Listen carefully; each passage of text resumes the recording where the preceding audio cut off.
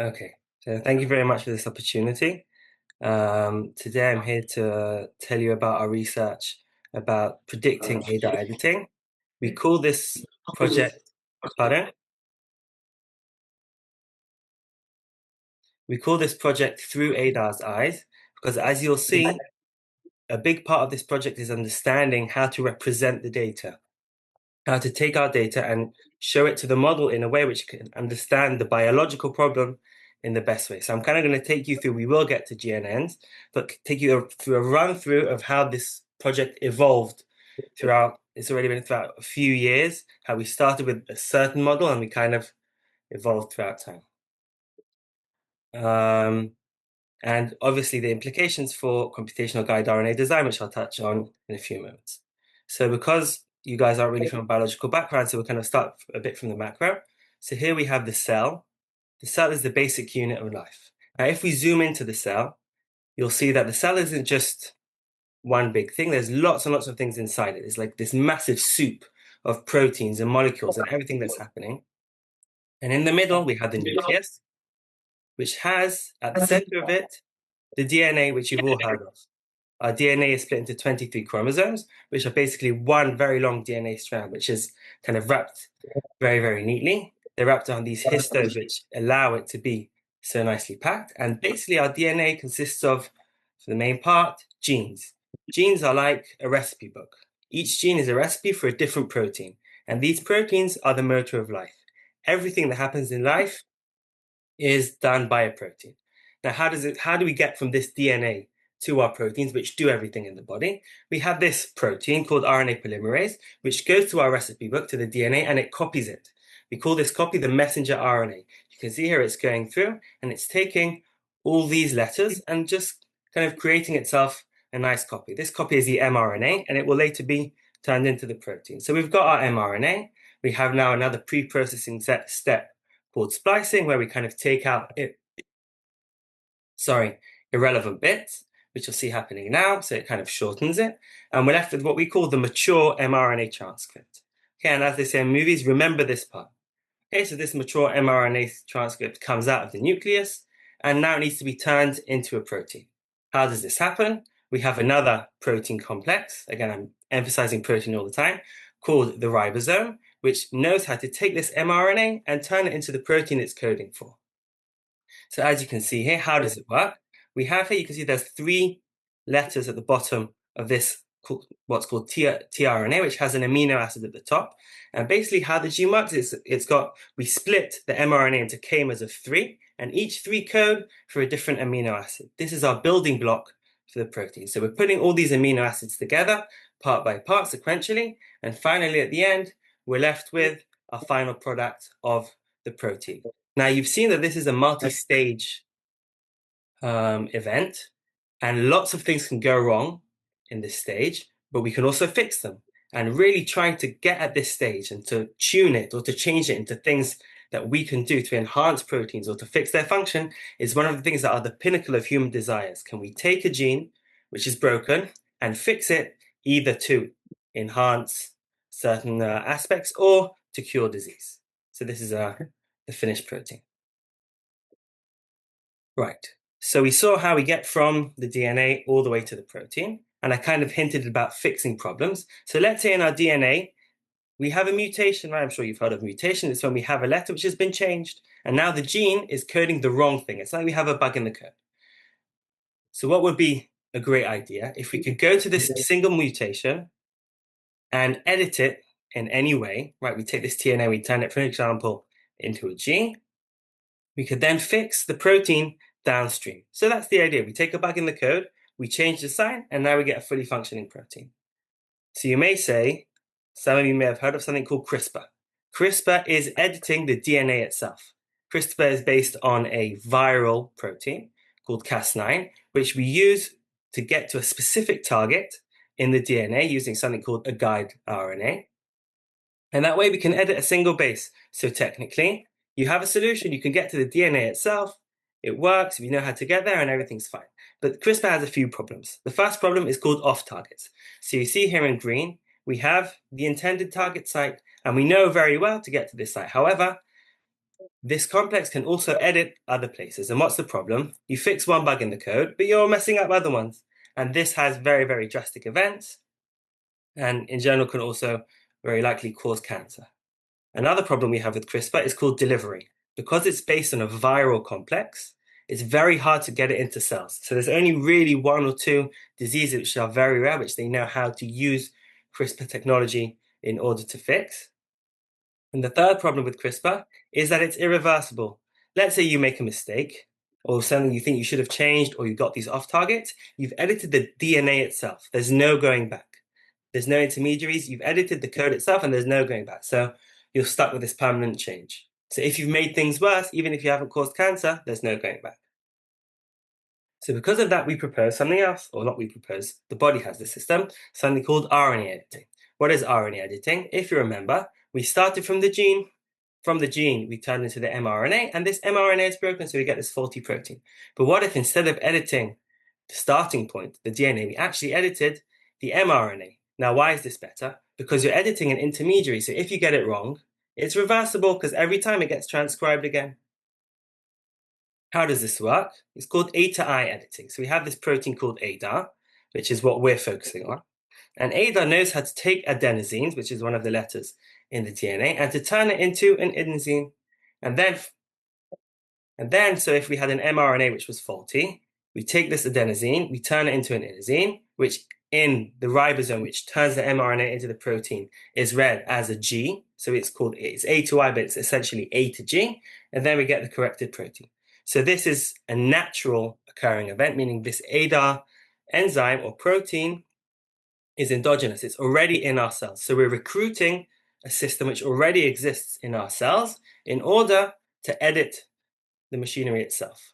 So how can we do it? So first of all, I want to talk to you about what ADAR edits. Before we saw that the CRISPR kind of just goes to the DNA. So ADAR needs something similar. It needs something called double-stranded RNA. So as we see here, the mRNA is kind of it's only got one strand, not two, like the DNA. But the ADAR needs this double-stranded RNA too. So how does that happen? When we have two areas which are very similar in the mRNA, they can fold on each other if they're complementary, and then they create this double-stranded RNA helix. Then ADAR comes. Is that a question? Sorry. Okay. Then ADAR comes and it finds these adenosines and it edits them according to some specific rules. The change is called a deaminase. There's on the adenosine, there's a main group which is removed. That's why it's called the deaminase. And this happens in our body. This double-stranded RNA happens many, many, many, many, many times. And the main substrate for this is called allo elements. Allo elements are about 300 bases long, and there's about 1 million of them in our genome. So if you think about it, it's about 10% of our genome is these allo elements. And because they're very similar to each other, they're essentially plus minus copies of the same thing. And if they're very close in what we call reverse orientation, they can fold. If you think if two things are in a different order, in the same order, if they're in the same way, once they fold, they're back to front. But if they're back to front initially, once they fold, you get the same one in front of the same one. And that's what happens here. We get this complementary sequence, which forms a double-stranded RNA, which the ADAR comes and then edits. So this will be the main data we use. These allos, we'll see them again. They'll be the main thing that we use to train our model. So now I've told you that we can use ADAR to edit, but how do we get to a specific site? Right, because we said that CRISPR does it with this guide RNA, so a very similar idea happens with ADAR editing. We have this target mRNA, we've found a site, but if we edit it, we think we'll fix the protein function. We have this ADAR recruiting region, which is something which kind of calls the ADAR over, and this complementary guide region, which creates the double strand around the site we want for the ADAR to edit. And then ADAR comes and edits it. So again, what do we have here? We have a system which we can use to take a broken protein and fix it in a reversible way so we can make mistakes, and it's very easy to apply. Right, so this sounds amazing. Right, so why hasn't it been done yet? We have the system, it's considerably safe. So why hasn't anyone done this yet? So designing the right guide RNA requires understanding of what rules govern ADAR editing, because not every adenosine, every A in the genome gets edited, right? And that knowledge is lacking, right? Because it depends on the local sequence, who's next to it, what the shape of what the secondary structure is. There's no simple motif where we can say, okay, if there's T, T, T, and then A, they'll be editing. That's why it becomes a very difficult problem. Now, how do we check it? How would a simple biologist or even a very clever biologist try and solve this problem? He would identify his target RNA and he would kind of come up with a guide that he thinks, and then he would try and get this guide into a human cell to recruit the ADAR and see how much he edited. So he tries one guide at a time and he puts it in the cell and checks the editing. What's the problem with that? Sounds quite feasible.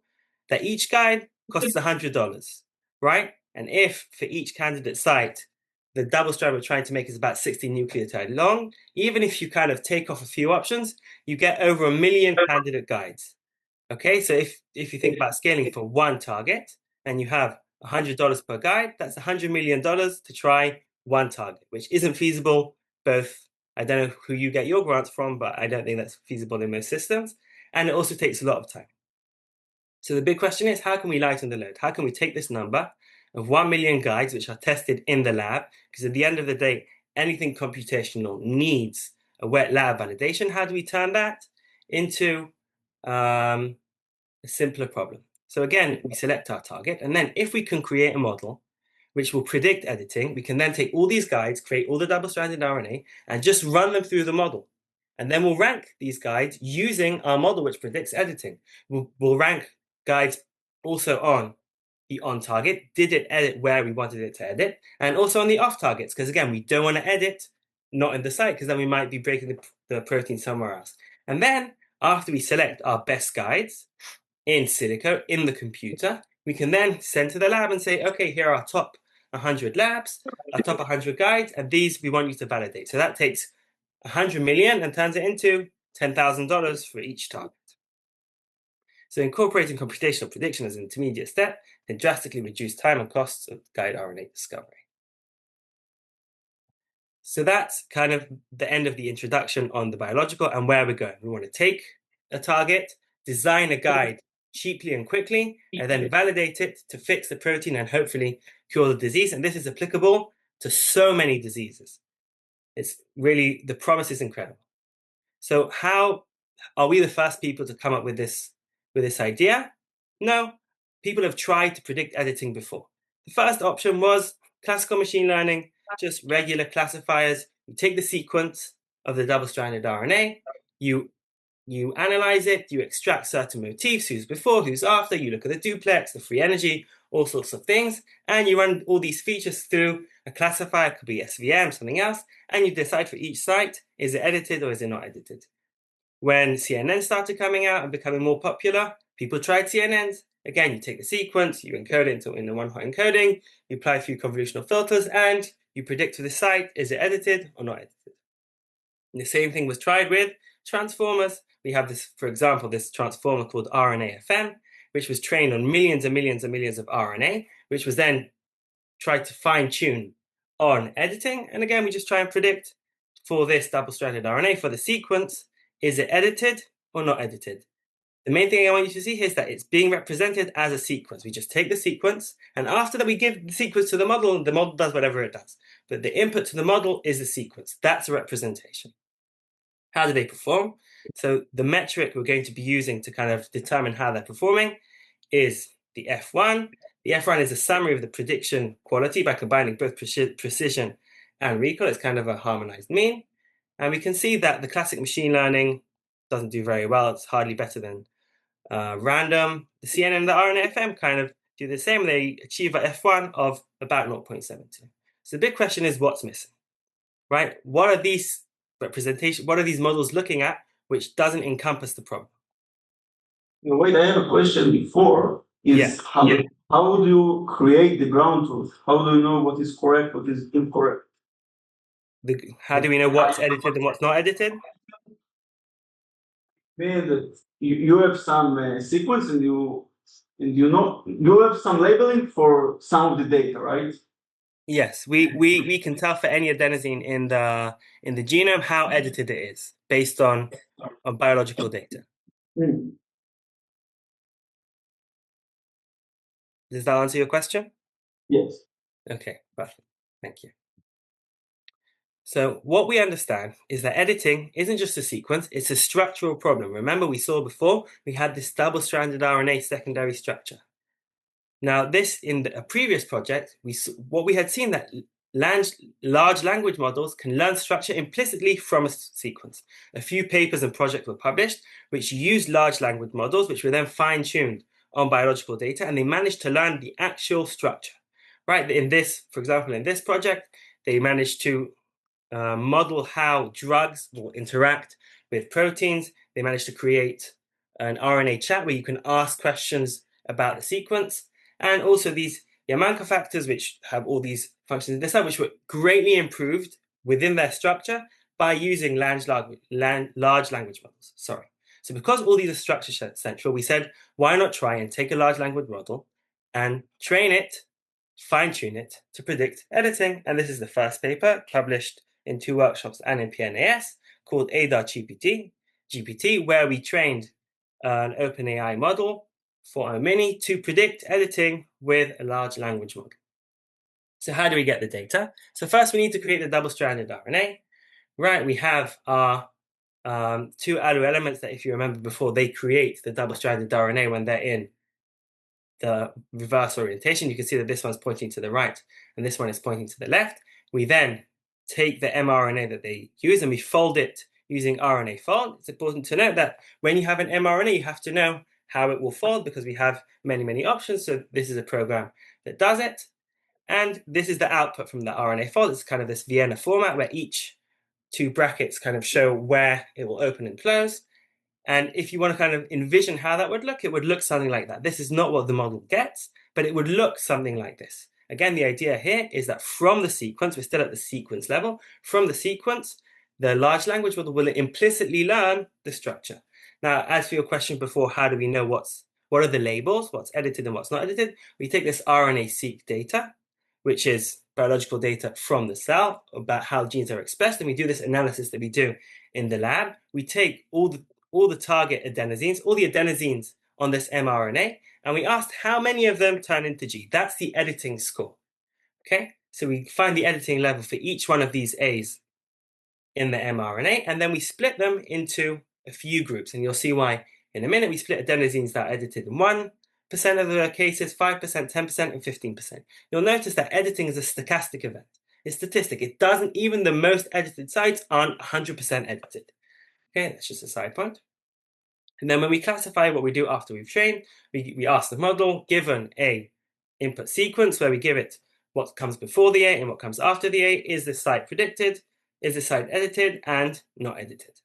Right, now while we trained it, we used 2 separate approaches. One was static fine-tuning, where we just took the model and trained it only on our highest confidence, highest edited points, with over 15% editing. And we tried also continual fine-tuning, where we at the start trained it on the 1% and the 5%, 10%, and 15%, hence the grouping. And our results from this initial project. Sorry, can you explain again the groups? Yeah, what are the groups? Right. So if you look, for example, at this double-stranded RNA structure, can you see my yes. my mouse? So it could be that this adenosine is not very edited at all, but this one is. So this is edited only 1%. It's got a 1 editing score of 1%, but this one has 15%. So when we're training the model, we have to ask the question, do we want to train it on everything together, or do we want to split it into different groups, which is done quite a lot when you're trying to fine-tune a large language model on a different task. So that's what because you have bias in your data, so you want to handle this? Pardon? Because you have a bias in your data? No, not because we have a bias in our data. Just we tried both approaches, and this one is better. And I think it's common practice when retraining a pre-trained large language model on a specific task, this continual fine-tuning of more and more confident or different levels helps the model learn it better.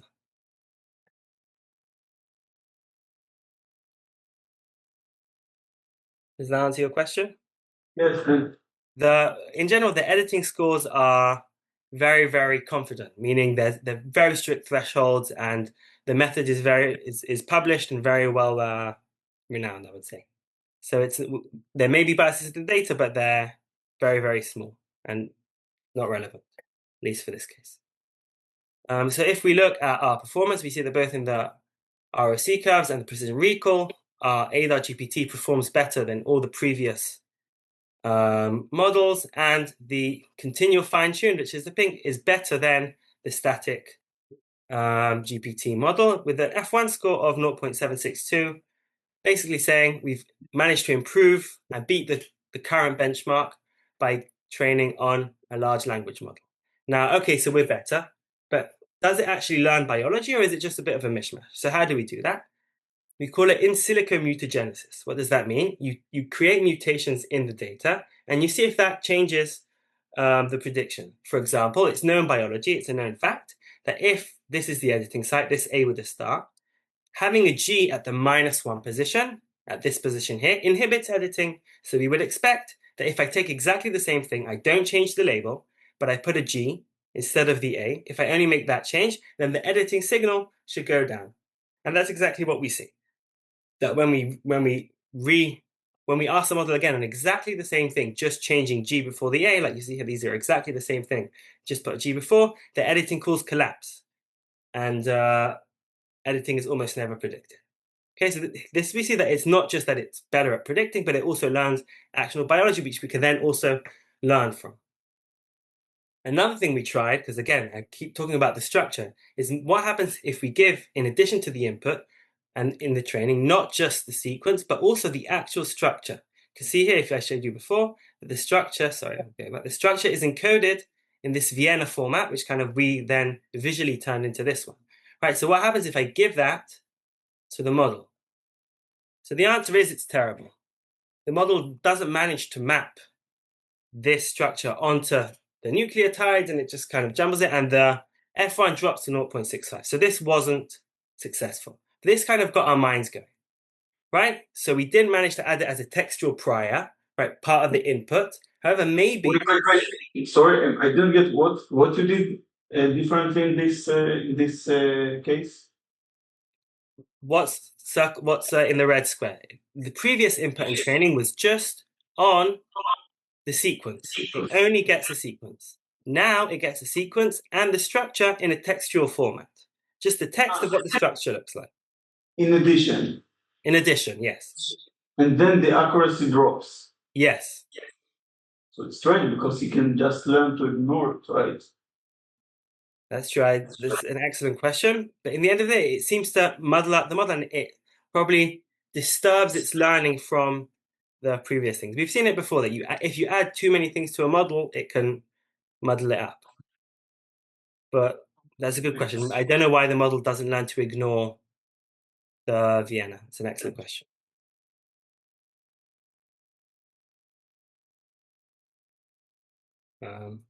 So moving on, we asked the question, and this was like the big eureka moment. Can we change the representation again? So right now we haven't really changed the representation. We've taken the sequence, but we've just applied it to a model which we know can infer the structure implicitly from the sequence. But what if we try and model the problem? We take the data and we model it exactly like the biology looks, to what ADAR sees, right? Through ADAR's eyes. We want the machine to see, the model to see exactly what ADAR sees. Right, because ADAR, as we said before, it doesn't see a simple sequence, a string. It sees this double-stranded RNA. So this is what prompted us to move to a graph attention network. And I'll explain what the big pros of this are in a few minutes. So just in a few words, what is a graph attention network?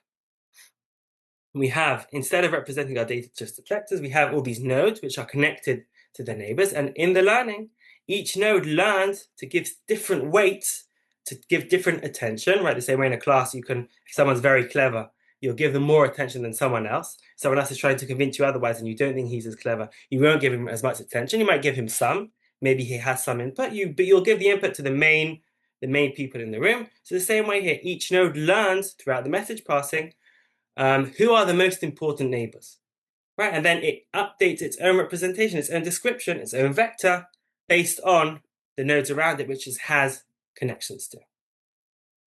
So now back to our our project, what we can do now is we can take our double-stranded RNA and represent it as a graph. So this makes it graph native. The model walks the structure itself, which is exactly what ADAR sees. And I'll note the question mark here, the attention that the model gives the surroundings, the nodes that surround the target site, could these be interpretable? Could we use these not to just predict, but to learn the actual biology? Could it be that if I see, for example, in the model, that the adenosine is giving or the model is giving a very large weight to the person who's opposite it, or the person who's the node who's before it, could I learn from that, from the actual biology? Now, this is something we're going to have to show, right? Because it's been proven this isn't actually true. Attention doesn't necessarily mean interpretability, but we would like to see if we can do that as well. So how do we take this data and represent it as a double-stranded RNA? As we've seen before, we take these inverted allo repeats and we fold them using the RNA fold, and then we cut the double-stranded RNA around these allos. So we're only taking these allo sequences. We then take this Vienna notation and we transform it into this graph you see before you. Now, what does each node entail? You can see over here, each node has 8 dimensions. It knows what letter it is. Is it A, G, C, T, or an N? Because we use the N. Because we've cut this loop over here, we need to create the loop for the double-stranded RNA. So we put these N's, which mean basically nothing, because they're not a nucleotide, but we add them in the loop as well. Is it paired? You can see paired means this A has a U in front of it, but this C there's nothing connecting it to this A, as you can see. So that's the paired status. The relative position of this node to the target site, so it knows where it is on the double-stranded RNA in relation to the target site, and if it is the actual target or not. Then we do 3 layers. This allows 3 GATT layers, which obviously makes it a GNN, but this allows us to get the messages not just from the immediate surroundings, but to also take in a more general picture of what's happening along the double-stranded RNA in relation to our site. And then from this, we can make the prediction, is this element edited or not edited?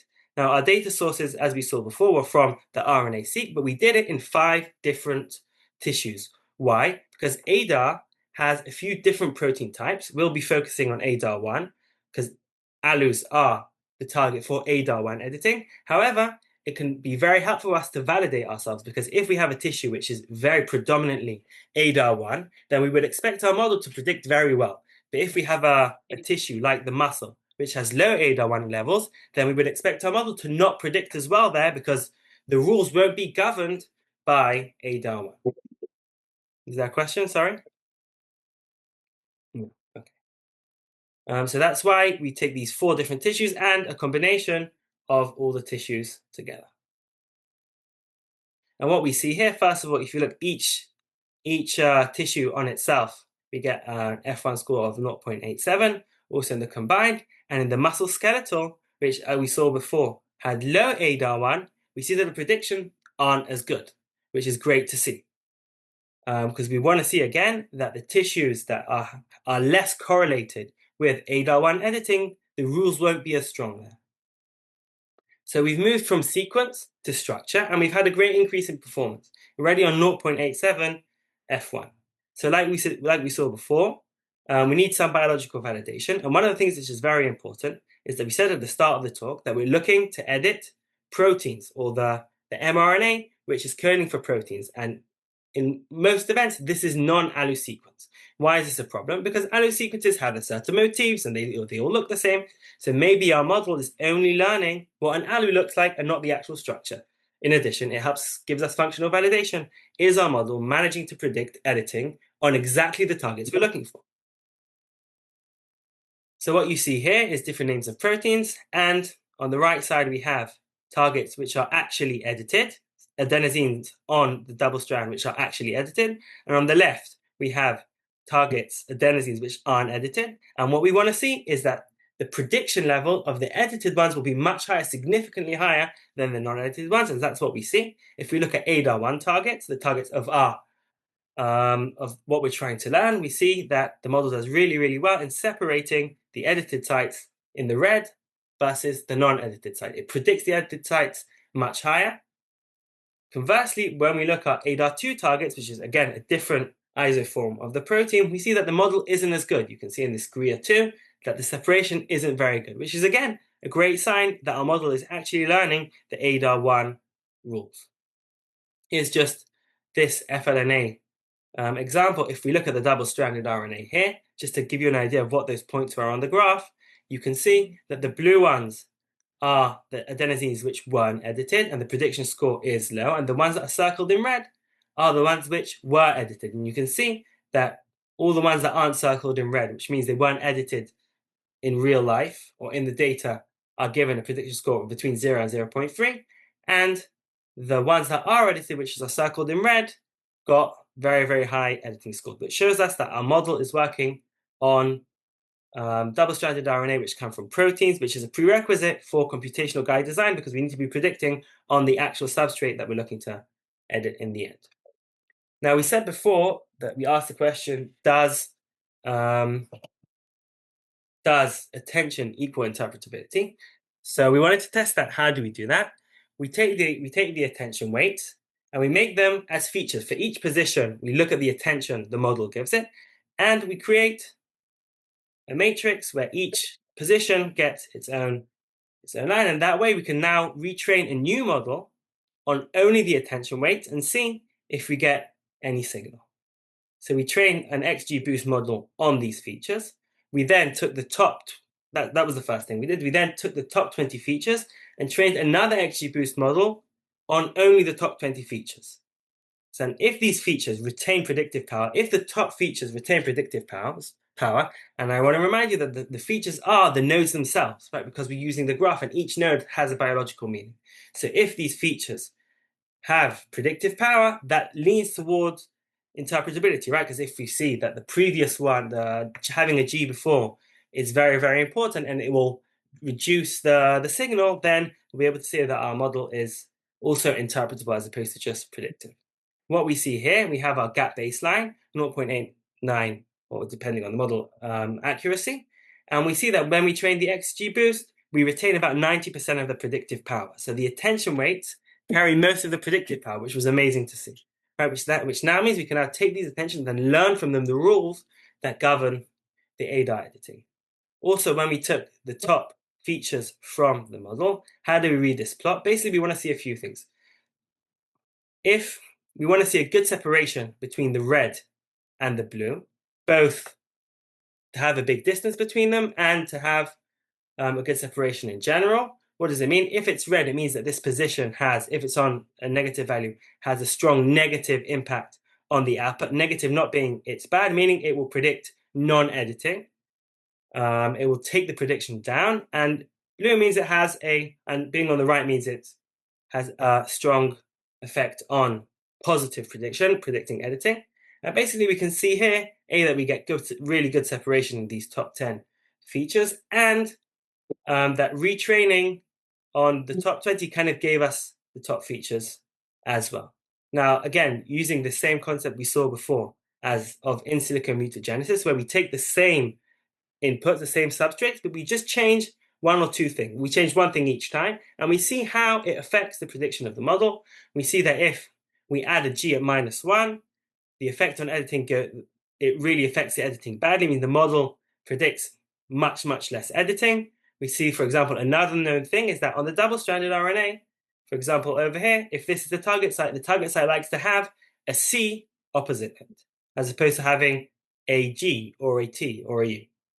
Right, so we see here again that the AC mismatch has the best score, right? Which again leans into known biology, which shows us that our model is actually learning the rules. Another thing which is novel finding is that the positions downstream, further on the sequence from the editing site, have a stronger effect on the editing than nucleotides which are upstream, which come before. This could have great. We could use this when we're building the guide RNAs. We could focus most of the iterations on downstream as opposed to upstream. So this is how we can kind of use also the interpretability of the model to take our 10 million guides that we wanted to give the model and reduce them into less and less and less. So that was our baseline model. We then asked another question. Maybe enriching the structure and making it stronger, adding more information on the structure which we used in the baseline model can improve the prediction. Maybe we're not giving it enough information. So this is what we call the bio-aware model.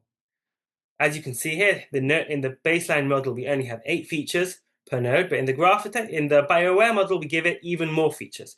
We tell it who it is, if it's paired, what position is, it's exactly the same, who are its neighbors on the 3' and the 5', how long is the stem, how long is the loop next to it. The stem is the double-stranded RNA, which is together, and the loop is what you see over here.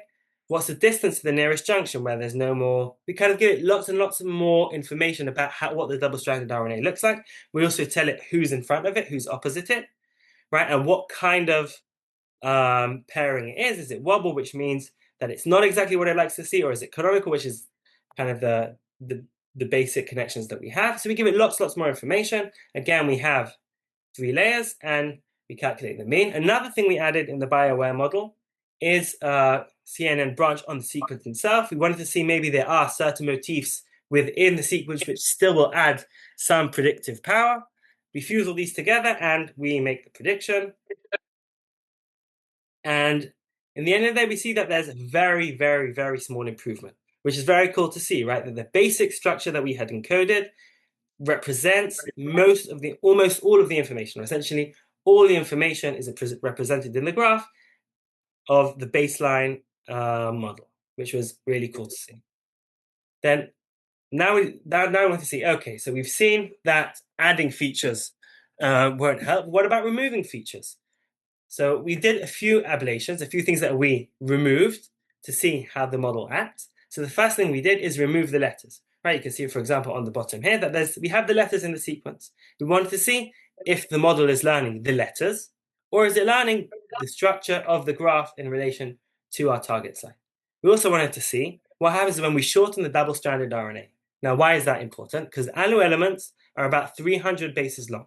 Now, if you take the two of them together, create a 300 base double-stranded RNA. But our targets are generally about the guide RNAs will be 61 nucleotides long, 30 on each side of the target. So therefore, we need to see how will our model act on much shorter targets. Right? Maybe our model is biased or it needs this whole big structure in order to predict. And finally, using a combination of the two.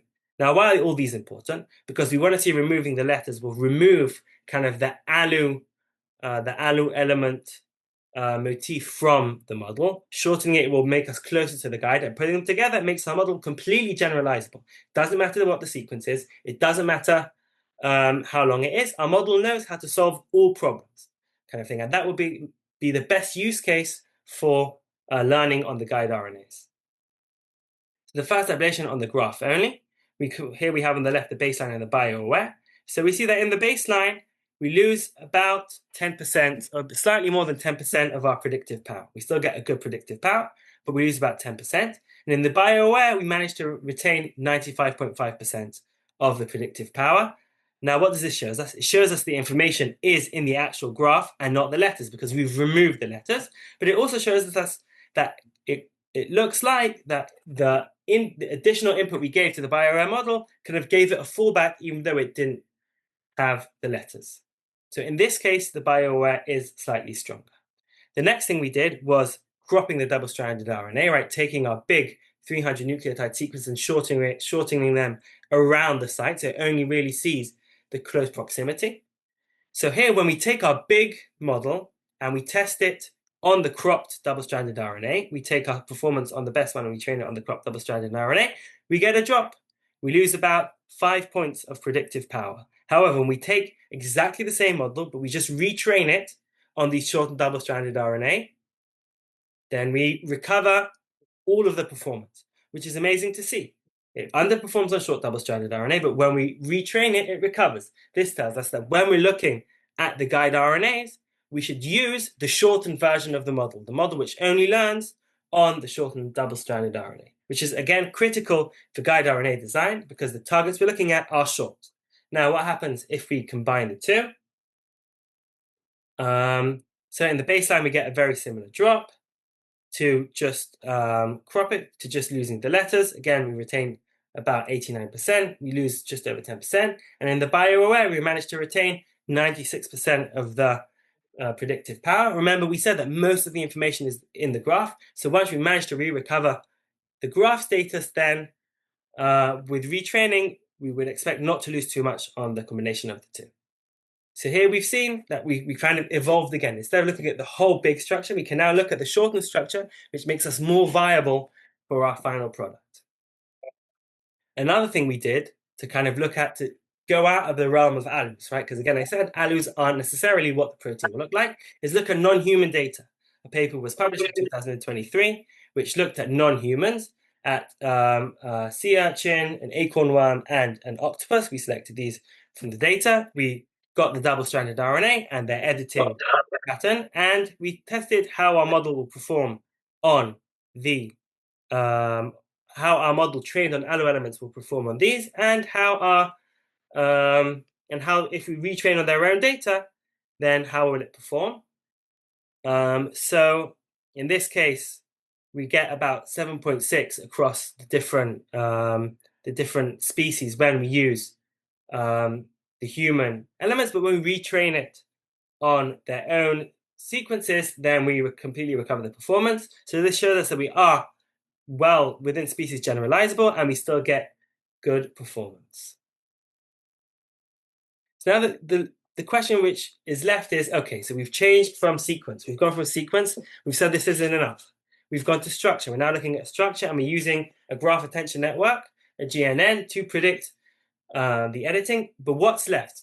Because we're still only at 0.87 or 88. What's missing from our representation of the problem, which the model is trying to learn, but isn't in the data yet, or isn't seeing it because of the way we're representing the data? And this comes to our final work, which is currently still in progress.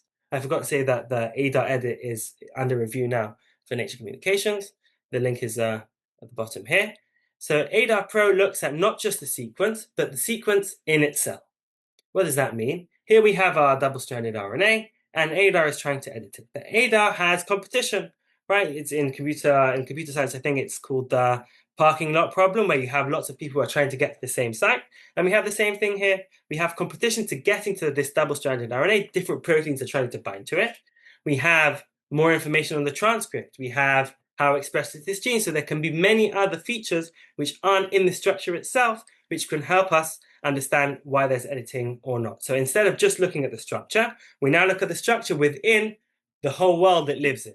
So we've gone from sequence to structure to the whole world, the whole cell, which is around this double-stranded RNA. So in order to prove our point in which we're not improving the model, we're incorporating new biological data, which in itself is improving the prediction, meaning this doesn't come from a better model. It's just new data which we're incorporating.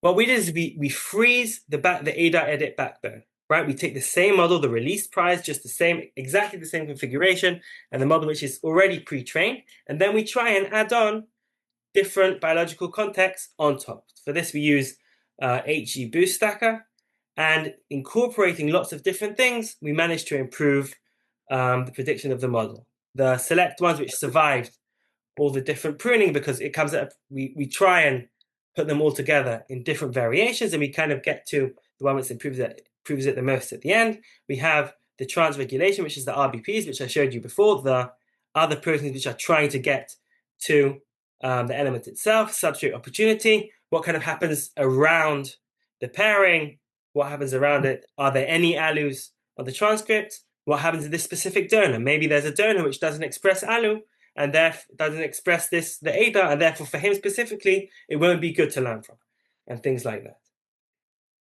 So again, every time we use this pruning process where the model learns which features to add in order to get the best result, and every time we add these features, we kind of get to our best predictive score.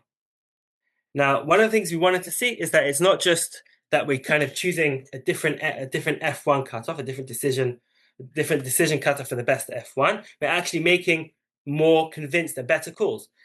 And as you can see here, both in the AURC and the AUPRC, AUPRC, we can see that the calls are sharper, they're more confident. So the model is much more confident in what it's doing. It's added biology, it's not just recalibration of the previous model. So we started from sequence, just seeing the sequence. We moved on, which was the big jump, to structure, where we kind of modeling it in a different way really changes the whole thing because what ADAR sees in the cell.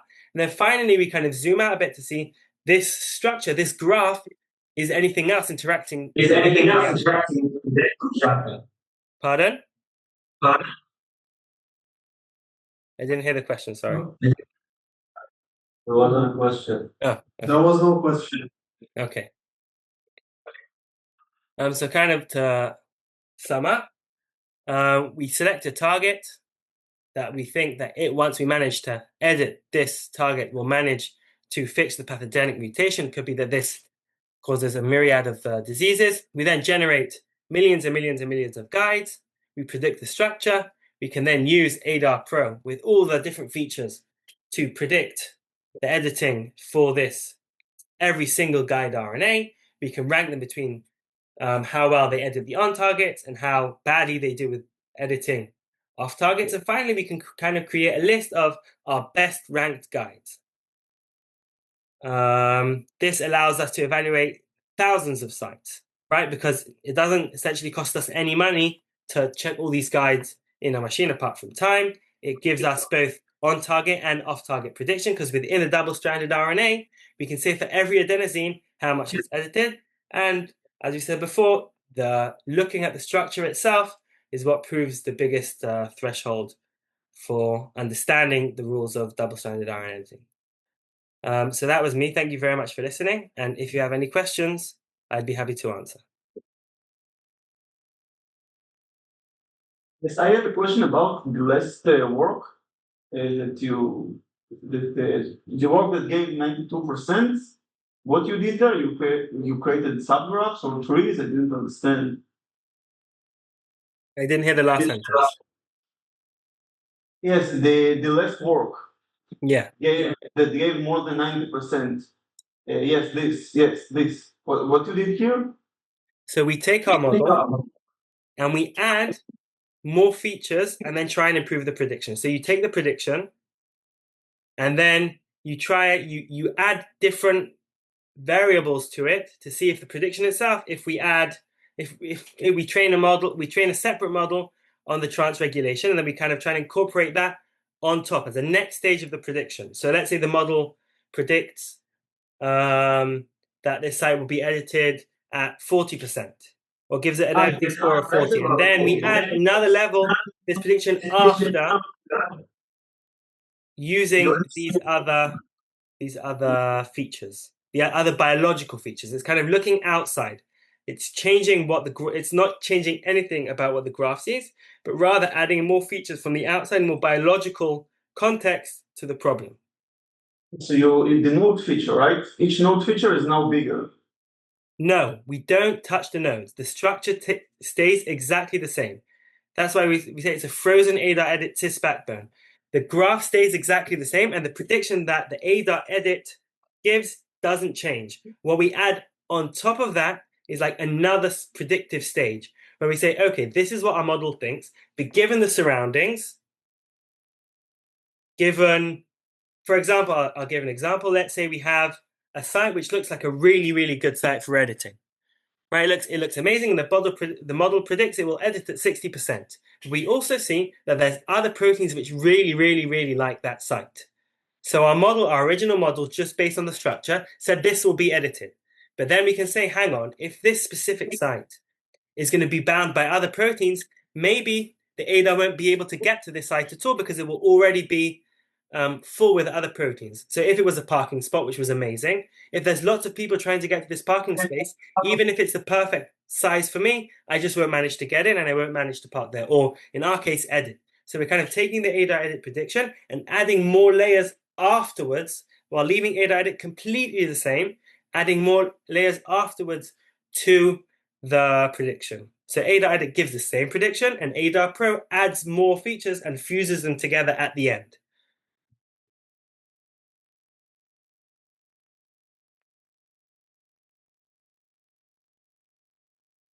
More questions? I have a question, if I may ask. Yeah, sure. Thank you very much for the talk. It was very, very interesting. Um, I wanted to ask if you experiment a little bit more with other models for secondary structure prediction other than RNA-fold, and if you observed any difference, and if you've also explored other foundation RNA foundation models to provide features and beyond RNA-FM. Have you noticed any particular difference or anything? I I was reading a little bit into this literature, for example, for secondary structure prediction, and I've seen there's still kind of some recent work on this area. So I was wondering if you believe this is still kind of active and pretty much needed, or if we maybe better models could also improve your results as well. If you can comment generally on these things, if you wish. Yeah, so your question had a few parts. I'm just going to make sure I have all of them. So we tried, that's not relevant, but so now I've lost the question, sorry. Maybe Um, we can start if you tried other secondary structure prediction model beyond RNA fold. Beyond RNA fold. So we tried actually, I didn't have it here, but we tried incorporating 3D predictions, which didn't help. We here you can see with it, I called it external RNA AI residual, right? We took our data and we kind of gave it to lots and lots of different models and added their prediction as a feature in ADAR Pro. And it improved very, very slightly because again, probably most of the prediction is in the graph itself. I would say that definitely in the end of the day, RNA fold is a great tool, but if we could improve on it, of course it would improve our model as well because we're at the end of the day using some sort of approximation, even if it's very, very an amazing approximation, some computational approximation of what the double-stranded RNA looks like, right? Which, as we know, has so many options, and the thermodynamics are very complex. So, 100%, if there was a better model to use to fold the RNA molecule, we would definitely. I'm 100% sure that our predictions would also improve because the representation is better, the data is cleaner. Does that answer your question? Yeah, yeah. So in general, you believe there is room for improving the secondary structure and prediction yet? 100%. I think the RNA fold, for example, is I know this from a different project, is I think it's also documented is that its ability to predict tails off with the distance between the double strand which you're trying to create. So for example, if the double strand is only up to 600 nucleotides long, then it's very, very good.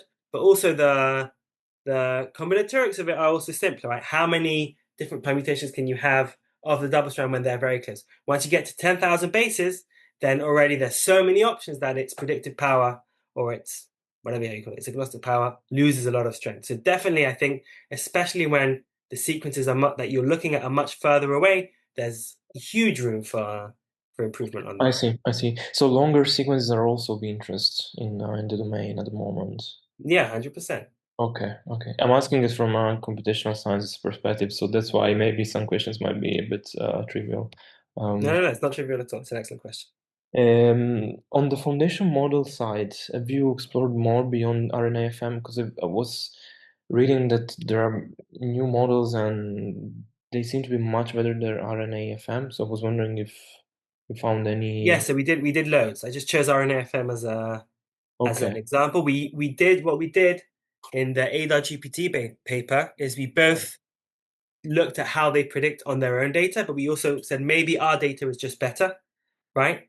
So we retrained those models on our data, and it still didn't perform as well as us. Okay. And here you can even see here that we have RNA-FM and pangolin and RNA-GPS in ADAR Pro, but also if you look in the PNAS paper, you'll see there's like a whole long list of RNA models that we tried. So we tried loads of them, basically. Okay, so there's what I was trying to say is like, or to ask is there's basically a cap, right, in the performance of foundation model if they don't like that basically, um, especially if they're sequence only, right? This is what I was trying to say. Like, I think just 100%. I think all that was our big eureka moment, right? Well, I think I'm not so familiar with what they all do, obviously, because every right.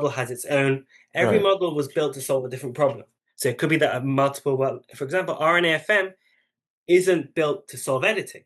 It's fine-tuned to solve editing, but it Yeah. isn't built for that. So every model with looking at every simple problem. Every specific problem needs a different model. So our problem needs a graph model, which obviously solves it in the best way, but every different RNA problem might require some sort of different model to solve the problem. So definitely, I mean, it took us as a group a year and a half, 2 years to kind of get to this moment. We said, oh, maybe a graph model will work, right? So I think there's a huge room, especially in the biology world and also in physics and in so many things, that to know which model to fit to what structure, to the structure of the problem, is a huge question and a huge ability to have as well. Right, so definitely there's room for incorporating structure in more places or other versions of models, which you would think would be more suitable to solve the question at hand. Thank you. Thanks. No problem.